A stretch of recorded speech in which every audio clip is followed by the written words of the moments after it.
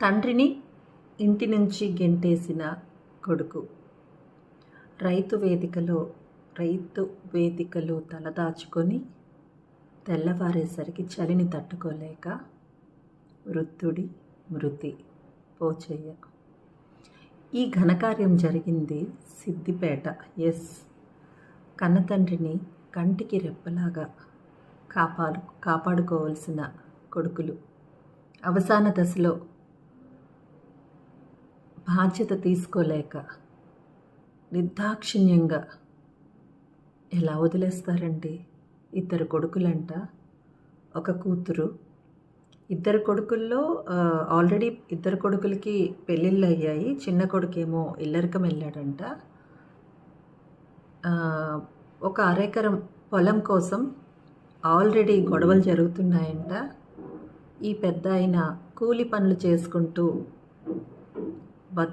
బతికి వస్తున్న ఈయనకి క్రమంలో అనారోగ్యం చేస్తే పెద్ద కొడుకు దగ్గర పెడితే ఆయన బాధ్యతను తీసుకోలేక నిర్దాక్షిణ్యంగా బయటికి పంపించేశాడంట. కూతురు భార్య రోడ్డు మీద తీసుకొని వెళ్తుంటే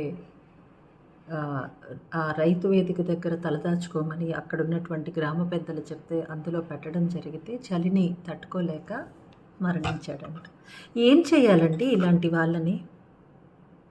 ఆస్థ అంటే ఒక అరెకరం కోసం ఆ స్థాయిలో అదే ఎక్కువేమో. నేను ఇక్కడ ఒకటి చెప్తాను, వాళ్ళకి ఏది ఉన్నా లేకపోయినా కనీసం పాపభీతి కూడా లేకపోతే ఎలా చెప్పండి? నేను ఇక్కడ ఒకటి షేర్ చేసుకోవాలనుకుంటున్నాను. నాకు ఒక ఫ్రెండ్ ఉంది.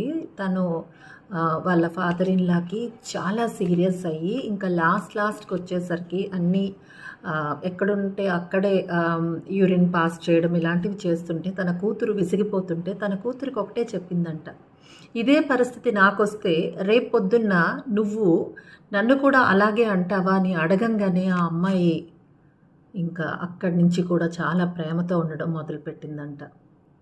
ఒకటి అర్థం చేసుకోవాలండి, ఎవరికైనా ఆ స్టేజ్ అనేది వస్తుంది. పాపభీతి ఉండాలి కనీసం. ఆలోచించండి, ఇలాంటి వాళ్ళని ఏం చేయాలి అసలు? ఒక అరెకరం దగ్గర వాళ్ళ స్థాయిలో అదే ఎక్కువ.